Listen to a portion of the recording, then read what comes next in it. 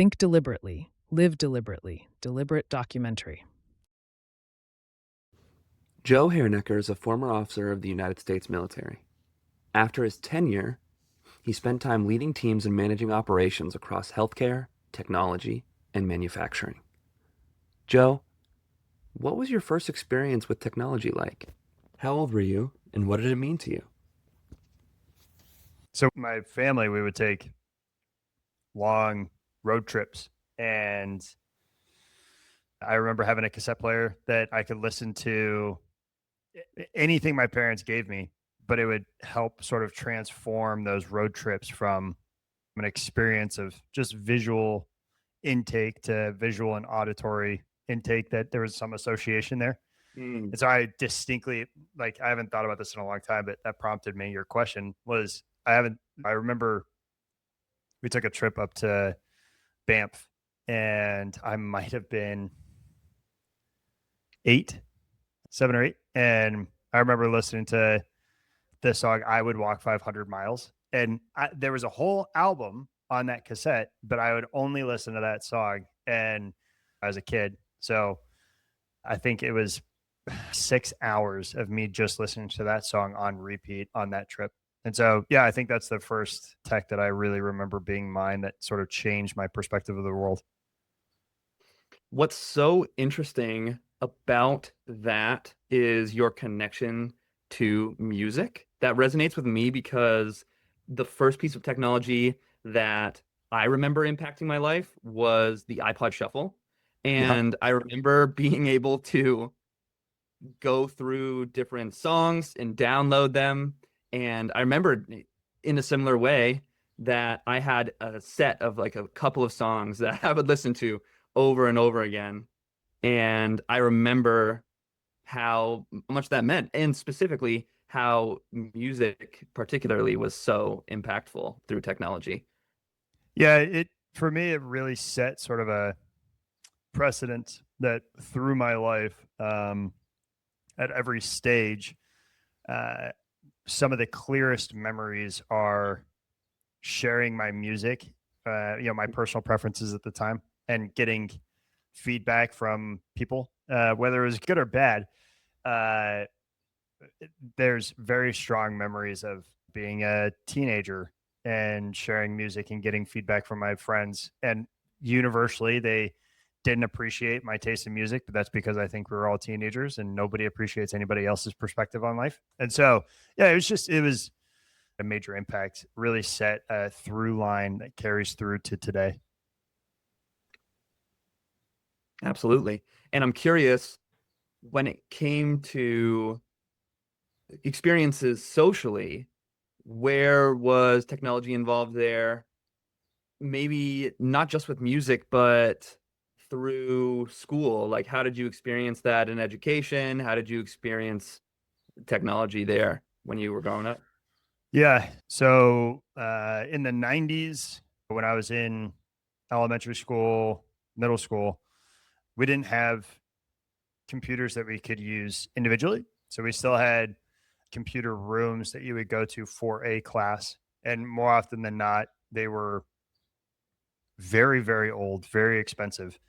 And our course was predominantly around how do you type or how do you interact with the computer and learning what the capabilities at the time were. And so socially, it was, I think we didn't fully appreciate the difficulty of the task at hand. I think it today, where in a collegiate experience, I think a lot of people use AI and experience AI, but I don't know if there's quite the appreciation for how difficult that is to teach, to interact with from a professor's perspective. Mm. And I think that there's a similarity there. That in the '90s, I remember taking for granted the fact that there was an entire room full of computers that I could go spend 45 minutes in learning. And then as soon as the class was done, I didn't think about it at all. And I just moved on with my life. But from a teacher's perspective, that must have been incredibly difficult to organize and manage as that tech was continuously developing month over month or year over year. And so school administrators having to respond to these changes and then try and teach the kids. It's very reminiscent to what it is today. And in that same vein, I'm curious, because you've lived through a couple of very significant technological revolutions, what were the big stories when you were coming up, and how have they changed, and how do they remain the same? Like today, people talk about the AI race and Mm-hmm. the big companies, what that's going to mean for the future of humanity. I'm curious if those conversations were being had with the release of like the internet, for example. Yeah. So the release of the internet was technically in my lifetime, but not something that I personally interacted with. Mm, So I can speak to my interactions after the internet had fully come to fruition and was being utilized across the world. But, mm, um, for me, especially as a kid, mm. it it resembled a lot of. I mean, this might sound crazy. It resembled a lot of space exploration. There's this concept of these new frontiers that are constantly being broken. I remember distinctly because I was right around 18 or 19 when the first iPhone was released. And that was huge because Mm. you go from kick flips or chocolate phones, and I mean that as like the brand capital C chocolate, where you have a physical keyboard that you can text on and type on. And if somebody had a BlackBerry, that was huge because you were like the convention was that if somebody owned a BlackBerry, they were wealthy or they were a business person, and that was direct translation. And then if you had a particular phone that conveyed a particular social status. And so there was so much variety in brands and manufacturers, specifically in phones, that conveyed social status, especially in middle school and high school. And then, right as I was transitioning to end of high school and collegiate experiences, the iPhone comes out, and that was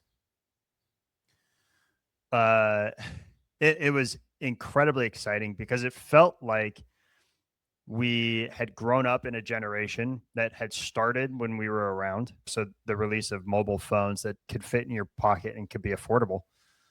And all of a sudden, this next revolutionary technology comes out, and everybody adopted it immediately because it was so exciting. And so, to answer your question, it felt like it felt like there were generations of improvements, and all of it was exciting and none of it really had sort of a negative connotation, at least as I was concerned.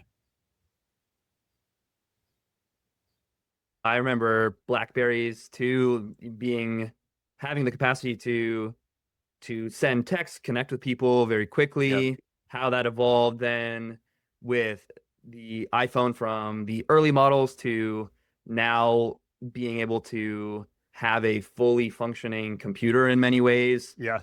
Yep. and what that change was like from your perspective, and what do you think the changes going forward will be? Because another well covered topic is that a lot of the models are very similar. So, Yeah. Yep. and now we're moving towards wearable technology with glasses and watches and rings. And so what are the next steps there? What do you think that's going to look like? Yeah, that's an interesting question. I've been thinking about this for a while now. Ever since you reached out for this podcast, I've been sort of thinking about what would I consider to be the generic guiding principle for us as a people, right? So Mm, not specific countries or regions or anything like that, but as humanity, what do yeah. I think? What would I sort of believe to be the general guiding principle? And I'm sure that this is one, not the majority perspective, and two, going to be wildly inaccurate if you came back and looked at this 10 years from now. But that is what it is. So I think, to me personally, that what we're seeing is there was, decades where there was a lot of experimentation, there was a lot of boundary pushing, similar to every other initiation of a new segment in humanity. So whether that's the initiation of vehicle production or the initiation of plastic manufacturing, right? There's this sort of like boundary pushing. What can we do with this, and how far can we push this boundary before society starts to sort of rein expectations in or say, hey, that might be too far. And then you have companies that obviously take their specific segments or their regions or their countries or whatever. So I think as far as tech goes, I believe in terms of technology, right, as a capital T technology, I think that what we're seeing now is probably where those boundaries are starting to really be fleshed out and formed. I know that AI as a whole is incredibly lucrative. The impact is enormous and going to continue to expand.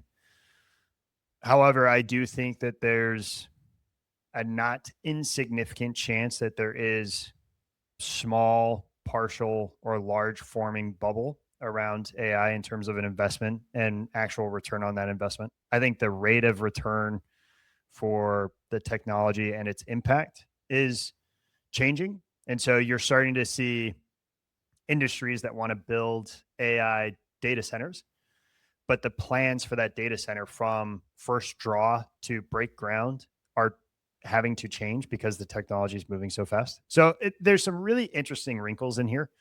And back to my original point, what I really think the through line is, I think that the majority of people that I personally have interacted with, the experiences that I've had throughout my life, lead me to believe people want to have things be done more efficiently or better.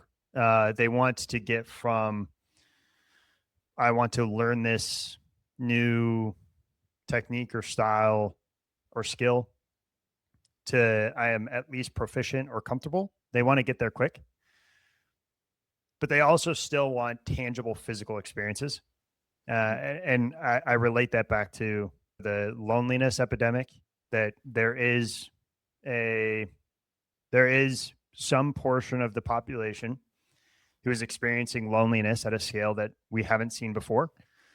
And technology, capital T tech, isn't really designed to assist with that today the way it's built. It's designed to interact with you as an individual and allow you as an individual to interact with more people than have ever been interacted with before by an individual through that technology, but not necessarily human to human interaction on the grand scheme of things. Obviously, there's specific tech that enables that, such as going to concerts, going to stadiums, going to venues, whatever it might be. Technology helps there.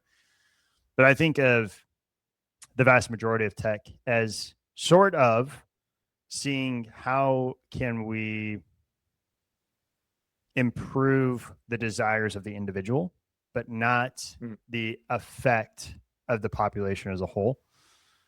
And I think that there's some boundaries that are starting to form to say, hey, we as a population or we as a species still need human interaction as a foundational part of our performance, as part of our life. And we are starting to see that technology is something we're willing to invest in if it helps that, if it enables that.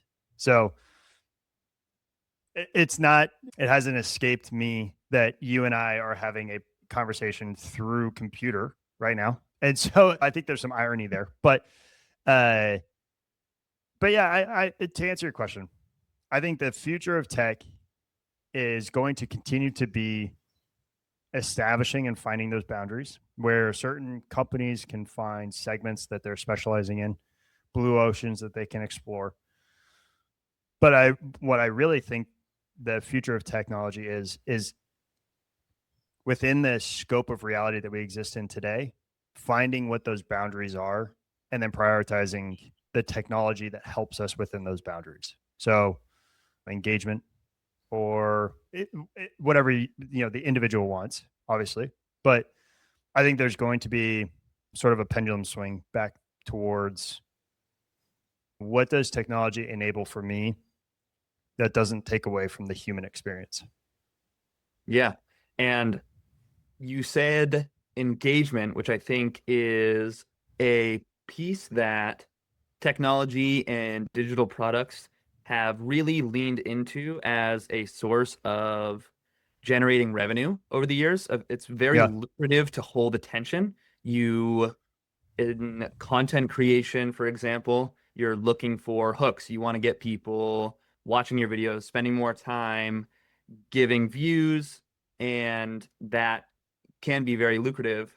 But I agree with you that going forward, boundaries will be really important to differentiate between products and companies that are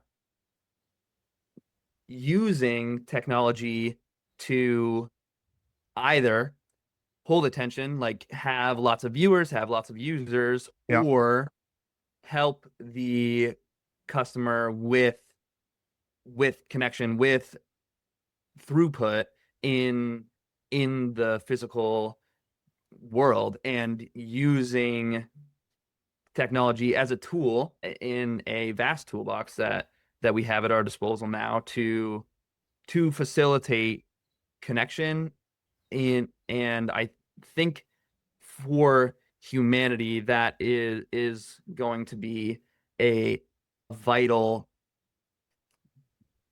force to hold on to, is that connection between people. I think that technology that allows people to find community and find resources in the real world rather than holding attention will be the companies and the products that win out.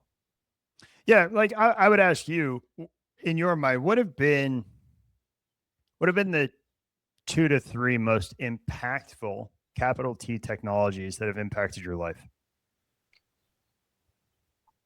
The most impactful capital T technologies that have impacted my life, I would say AI for sure. AI tools has been one that has completely changed the landscape of how I did work. I remember when ChatGPT was first talked about. I remember hearing it among my friends, seeing it in media and TV, and that was early college, probably my freshman year.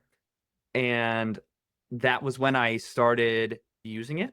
And from then, it has completely changed the way that I do work, the way that I do research, the way that I prepare for meetings. And that was a change that I didn't expect. I didn't expect it to become so present, in many ways omnipotent across many of the projects that I do.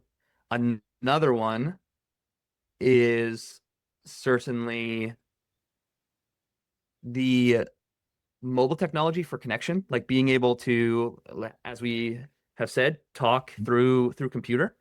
I think that although phone calls have been established for decades at this point, in the realm of actually looking people in the face, like having FaceTime as a tool or Zoom, and being able to have these connections that are more physical, I think is another significant shift.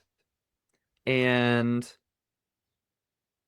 another piece that I would say impacted my life very much in the world of technology was video games.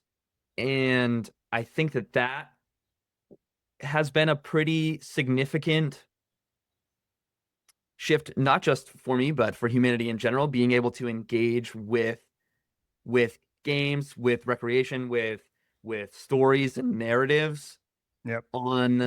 online, and people get pulled into these expansive universes. There are many games out there now. I think of Rockstar, for example, with like GTA and Red Dead Redemption, and even games like Minecraft, where you're exploring worlds and it's open, and it's really fascinating the amount of time people spend playing games. It's really quite fascinating how long people can be immersed. And then thinking about technology like virtual reality, now you can completely immerse Yeah. yourself in perception and sensations through technology and through video games.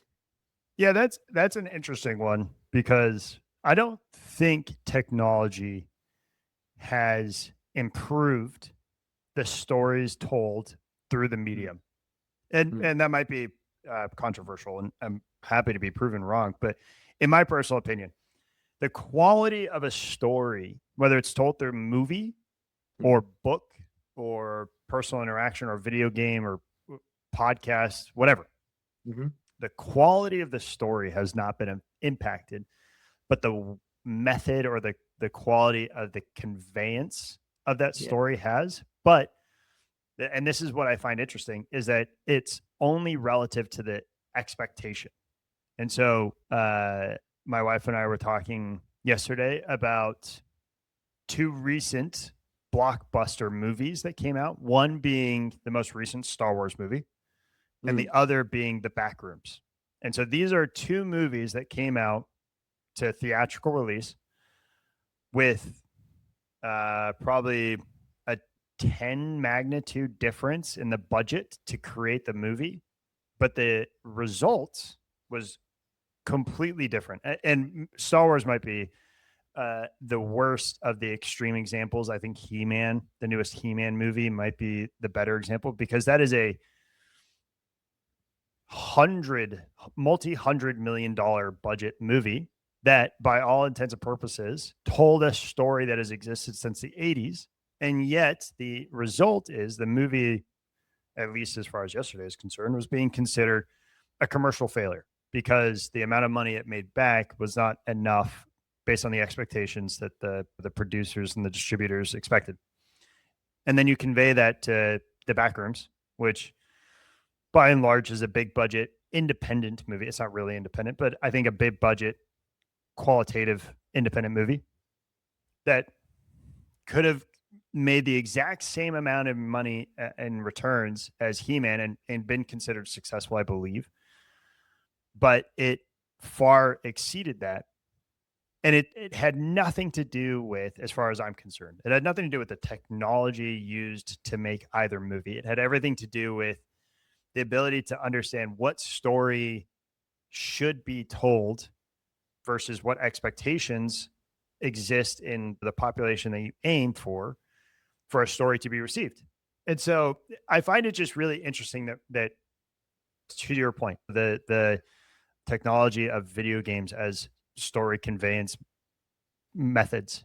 And you mentioned Rockstar or GTA, which has been around for 20 years. I think Mhm. 2005 ish might have been the first one, maybe late 90s, early 2000s. Or Minecraft, which is I remember when Minecraft came out when I was in college. So these are old games, old stories, and they've adapted because technology has changes, but they haven't changed the story. And so but it's all based on expectations. We expect something to tell a great story using graphics or technology that kind of works for today, that was on par maybe with what today the average for technology is today. But that doesn't mean the story is going to be good or that it's going to meet our expectation. And so that's what I find really interesting is that I have books here and then downstairs that run a gambit of 30 years old to last year. technology had no impact on any of these being good stories or bad stories. They might have helped the author understand what story do I want to tell or how do I tell it.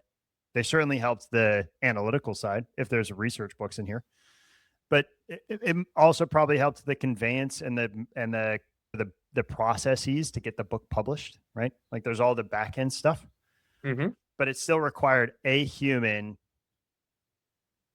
And I say that now considering the idea that AI could and probably has written a book that has done well, but it still requires human input and a human perspective on what a good story is and how to tell a good story. And that's where I think that boundary is. And if I could make a slight tangent, I'll say that I was listening to music today while I was at the gym. And about 7 months ago, I was doing the same thing. And about 7 months ago, halfway through my playlist, a random song was recommended to me. And it sounded off and it felt weird. And I looked into it, and it was an AI song made by an AI band that a person made. And I thought, okay, I'm not a fan. Personally, it's not for me. So I tried my best to remove any future recommendations for AI. And then today, about halfway through my playlist, a song comes on, and I'm like, this sounds like this is good. But for whatever reason, it was the cover art that looked a little off. And so I went to their YouTube page and found this band's YouTube page, and they had a lot of submissions in the past 2 months, like almost daily for new music. And the music videos are very clearly AI, but nowhere in the description or any disclosures was anything mentioned about AI. It was all trying to sort of skirt around this idea of this being like a collaborative effort and an experience.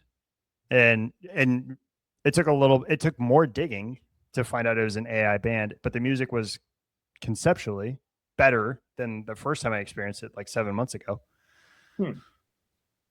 But this is all to the point of saying that will, in my personal opinion, again, will never replace the Grateful Dead releasing Althea. Like that is a pinnacle song for me. And I don't know when or if ever AI will be able to create music that is on par to that. But the fact that the Grateful Dead wanted to tell a story, so they did, and they wrote a song, and it's a multi-generational hit. I just don't know if technology is ever going to supplant that. And if it does, so be it. I think we'll be a little worse off for it if it ever happens that way. Yeah, that is a really interesting avenue that AI has entered in the world of music. And it does resonate that music is, I think, one of the most telling things amongst people. I think that tastes and preferences in music can tell you a lot about like what people are interested in, their personality traits. And I think that's part of why the pushback against AI music has been notable, because I think something that has been deeply ingrained in humanity is music, and the music that we identify with, and the music that we share with people. And I think it's a part of our identity, the type of music we play. Yeah, and to me, I agree with what you're saying. And if I were to extend that just a little bit further, I might say that there's a productivity benefit to technological advancement. There's cultural changes and impacts that come from technological advancement, conveyance impact. There's technology impacts every part of our experience as a human and our world that we live in. I think, to me, if I were to vastly oversimplify this, I think to me it seems like AI is an incredible tool and an incredible opportunity to explore what this means and the impacts it can have. As soon as that bridges across from productivity impact to cultural, I guess is what I would say, like writing books or writing music and passing it off as authentic, to me that stops becoming productivity benefit and it starts becoming, I guess, cultural supplantation, but I don't know if that's really kind of the idea I'm trying to come across. I don't know if you have any thoughts on it. Yeah, I mean, that is something that is being used. I absolutely have seen AI being used in ways to influence culture and influence people. I've seen AI be used for storytelling in ways of government. Like with everything that's going on right now in the geopolitical landscape, there's been a large amount of AI content created Yep. in in the United States and abroad that that uses AI as a tool to tell stories, and that really it really highlights the importance of doing research that is grounded in ethics and in safety and in pursuit of truth, because it's so easy to generate content. I mean, we're thinking about circling back to the to AI music being created like every day, like there's new songs, that sort of thing. You can create bands and personas, you can create stories and content and all of these things. It makes it all the more important to conduct research and to use tools in the pursuit of truth.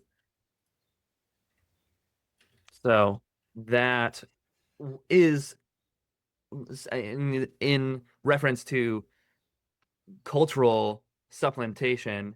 I think certainly it is being used in that way, and I think that it's all the more important to when it comes to what technology will be used for going forward in connection, in community, and in those human interactions that will be integral to technology benefiting humanity going forward.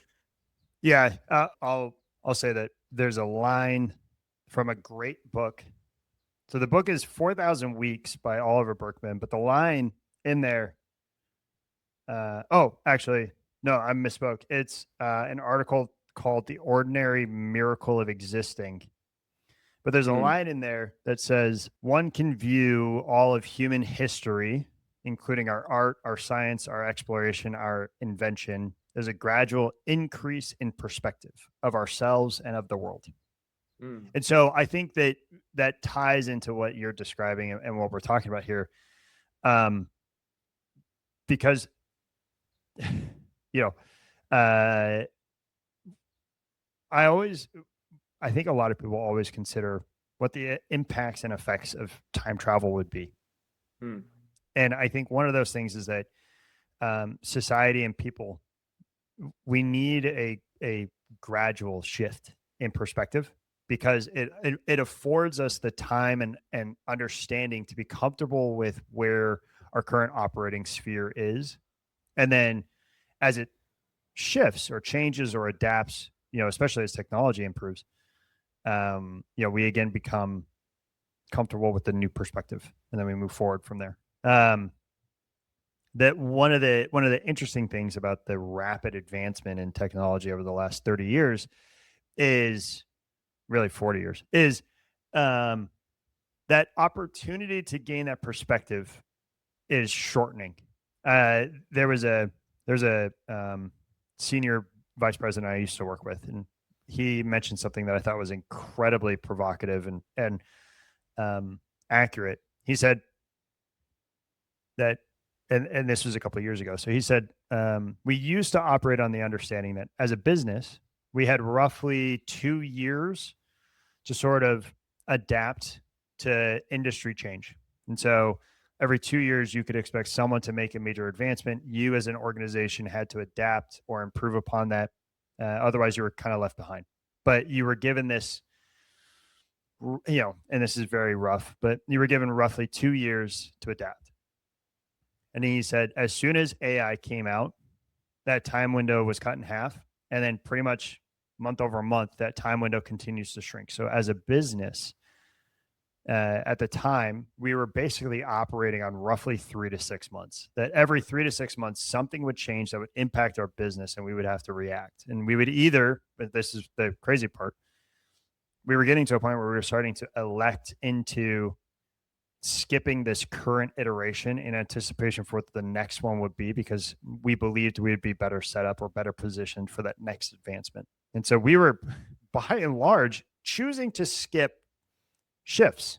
And it was just so interesting, this perspective that had to, across the board, change the leadership and governance principles of business to say, how do you react to external changes or internal advancements? And that perspective couldn't have been more different from how it used to be. And talking as we are now, that applies to, I believe that applies to society, where our opportunity to gain perspective is continuously shrinking. And we either should adapt or just accept that, hey, for the time being, our ability to gain full perspective on what is occurring is maybe not possible. And we just need as much understanding to make a rational judgment or rational awareness before we kind of move on to whatever the next phase is. And that is a key through line of what we're exploring here. That it's so interesting, and what one of the things I think we as humans need to discover, or need to strive to discover, is how can we do that? What are the best ways we can put ourselves in a position to adapt to change, and to do so intentionally, to do it not on autopilot, but to be proactive in decision making. How can we best engage with our environment, accept it for what it is, for the rapid changes that are occurring, and what can we do to make an impact and have some control and ownership over what we do. Yeah. I think it comes back to what I think the first or second question you asked, but to me, it comes back to individually, obviously all of us individually are going to establish our boundaries of our comfort and our perspective as it exists today. And then we're going to shift that as it continues to change. As a society, it's just natural. Eventually it's going to occur where we are going to set limitations or expectations, and our ability to sort of adapt or change or modify that is obviously going to continuously change. But this all comes back to one of my initial points, which is technology should exist to enable our betterment as a human, or betterment as a species. And one of the foundational needs of people is culture, interaction, society, a network, whether it's personal or business, doesn't matter. But this ability to know that there is a community around you that you can rely on, build, impart upon, whatever it is.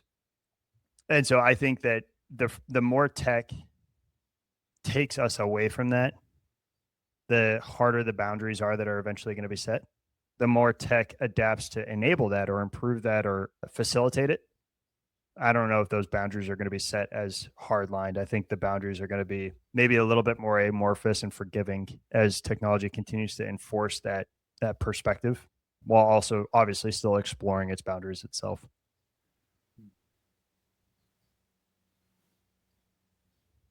I'm curious across your experiences, what do you think effective boundary setting, effective regulation, what does that look like? Is it committees of leadership?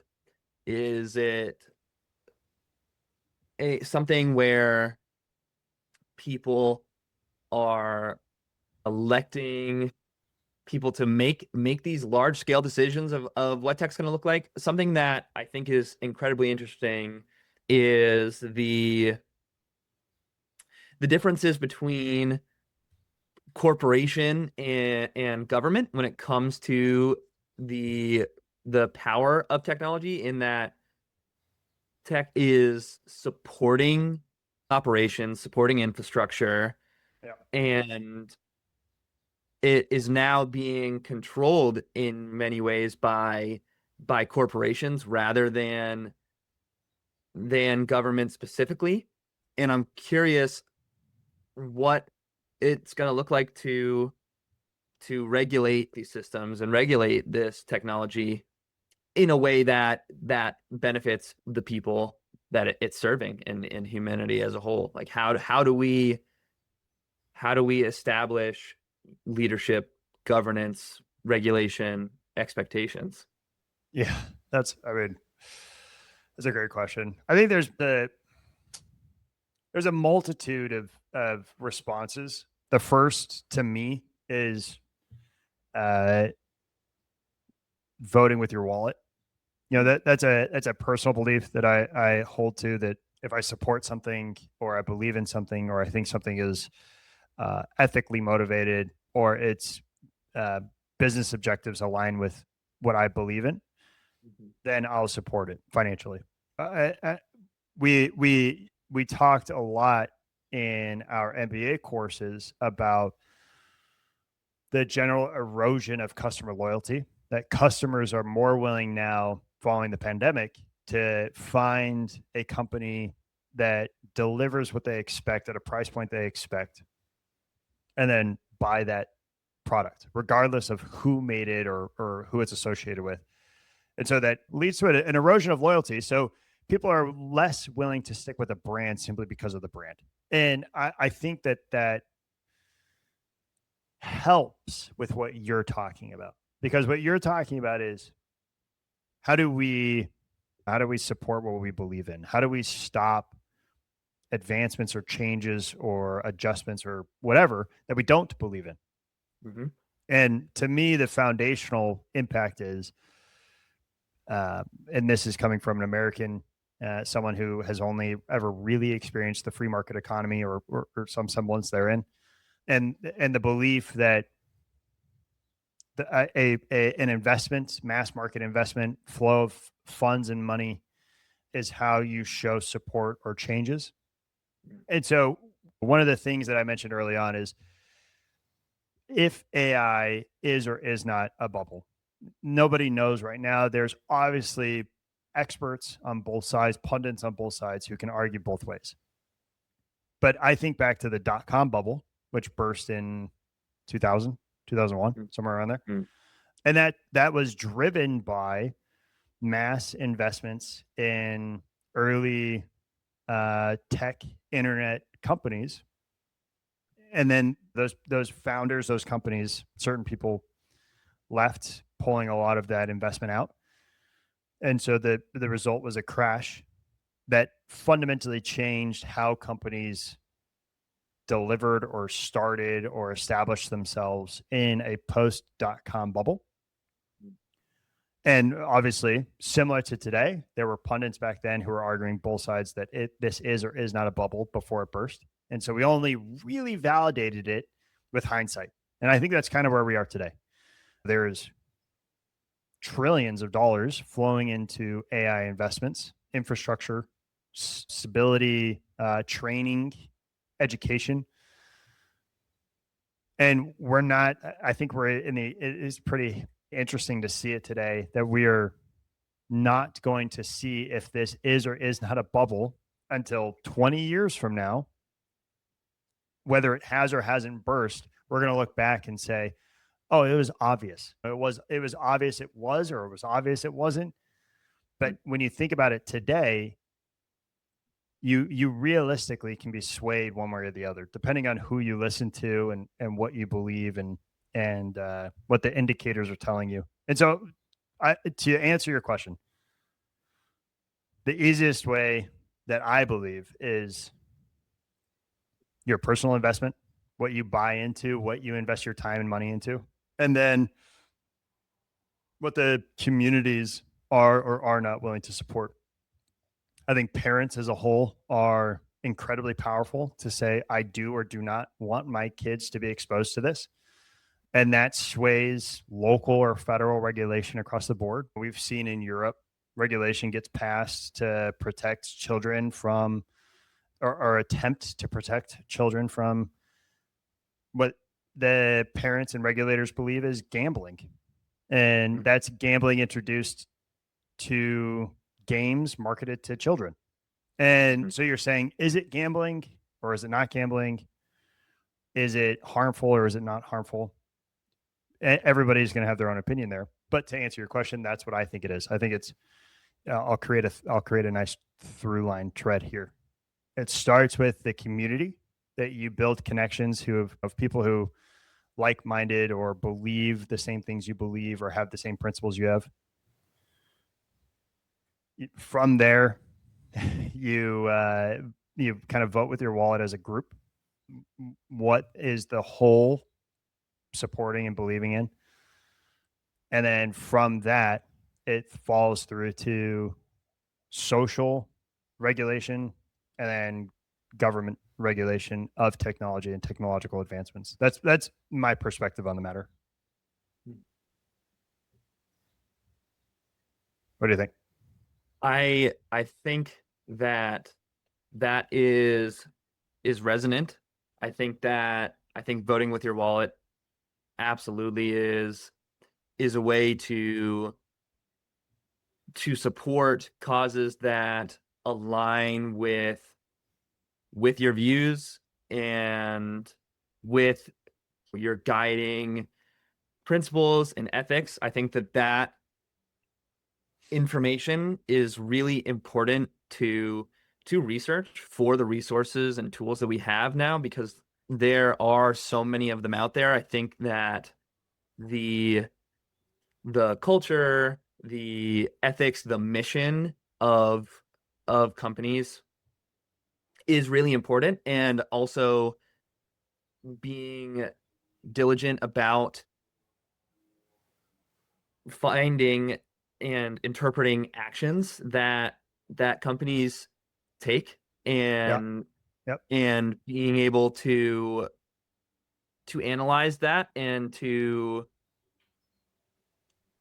consider what the actions mean, what the mission means, because it's something that has become really easy is finding or producing intelligence, producing text, and producing these statements and these stories that are repeatable, that are scalable, that sound efficient, effective, and that can even sound ethical. Like it's almost become generic to produce that sort of content. The things that are well written, things that sound intellectual and ethical and engaging. And so looking into the underlying mission, like what the foundation is and what the the drive is, like what are the goals, and then aligning that with your ethics and principle, and then investing accordingly and voting with your Yeah. wallet. I think that's a powerful way to take action. And also it can also contribute foresight rather than hindsight. I think that trying to anticipate or at least vision what situations could look like when it comes to investing in certain tools and certain companies and endorsing leadership, like doing that in a way where you're considering the foundation and then also the vision. It is super important when you're making decisions on who you're going to invest in and what you're going to endorse. So Yeah, I think uh, it's funny because uh, on the spectrum of idealist to realist, I have shifted over the years. Early in my career, especially in the military, I was a realist, and then I think over the past 10 years or so, I've kind of shifted over to being an idealist, and I think I lean pretty close to, I think, the middle ground of idealism, where I am aware that, especially with what you're talking about, because I think you're pretty close to where I am on that spectrum. You and I have ideals, and those ideals drive our decisions and our conversation here today. It would be perfect if you and I had a realist, like a hardcore realist, here with us to talk about, because I can only imagine what someone who sort of adheres to that philosophy of life would say to us. Because you and I say, identify people with similar principles, let those principles guide your decisions, let those decisions impact the world as they may. hmm. That's idealism, because we're saying have faith and belief that your principles will make marked impacts, as long as, whether you do it individually or you do it as part of a group, they'll have a marked impact. And you have to have faith in that, because otherwise, what do? You don't accept personal responsibility. And a realist would probably say, but you have to take more tangible actions, or you have to just accept that the system is going to work the way the system does, because we, as an individual person, especially in America with a population north of 300 million, the individual actions that you and I take today are going to have little to no impact on anything that we choose to do, especially if we choose to participate in Amazon Prime. They won't care at all. Mhm. But, and this is my counterpoint to a realist's argument, is I I have to have um, a, a, a, a, a reminder to myself that the only thing any of us can actually control is our perception and our reaction to the worlds. You receive a stimulus, you have a reaction to the stimulus, it drives your actions, right? So the three fundamental steps. You cannot receive that stimulus, have that reaction, and then just forego any action on the belief or assumption that any action you take is meaningless, because then you're reaching nihilism, right? Like nothing matters, nothing has any impact on anything, so why even do anything? Um, and so I think that's fundamentally, that's where I've come around back to this idealistic nature, to say, regardless of where technology goes, I am going to see its paths. I'm going to assess its impacts, and then I'm going to make choices and reactions to that, and believe that my choices and impacts will support the regulations or the processes or the P&L statements in some way, to whether it's now or in the future, whether it's very minor or major changes, I don't really care. All I can say is the impacts and the effects of those stimuli are what I'm going to pursue. And anything more or less than that is kind of unrealistic or unobtainable as far as I'm concerned. So I think this is probably getting a little bit more, I don't know, experiential than what you were expecting. But I fundamentally, that's what I believe, that the path tech takes, especially its advancements and changes, has to be swayed by the people who are impacted by the changes in tech. Otherwise, it exists just to exist, and it's self-serving.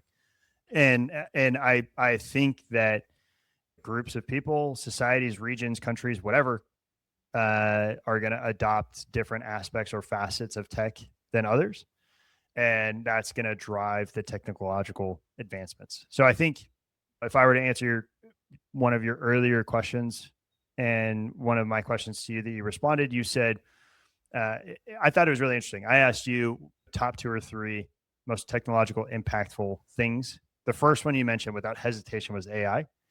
And that's relatively new tech. That's within the last 5 years, realistically. I find that to be incredibly interesting, considering what somewhere close to a quarter of your life has existed before AI. But the first and easiest answer you have is the one that's impacted the last fifth of your life, quarter of your life. And I find that really interesting. And I think it ties back to this idealism of, if you had asked me 10 years ago where we would be today, I would have no clue.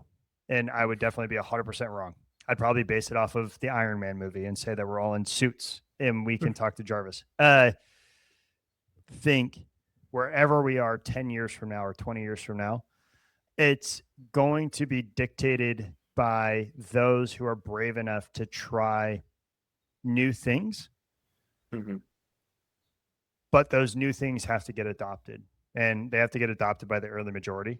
And that's what we're going to see, is slight advancements one way or the other. Those are going to be rejected. And then there's those slight advancements are going to drive to this next major one. And I don't know. I mean, it could be brain implants. It could be new eyeballs, something that replaces the phone entirely because you don't need a phone anymore. I have no idea. But I think that what you're willing to accept is what's going to drive that.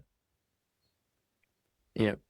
And doing so intentionally, deliberately. Yeah. Yeah. Joe, thank you so much for taking the time to be here today. I appreciate the conversation, and I look forward to more talks. It's always a pleasure, man. Yeah, I really appreciate it. This is a great idea, great podcast, something that I'm more than willing to expound upon for however long we've been talking. I really appreciate it. Okay, ready? Nice.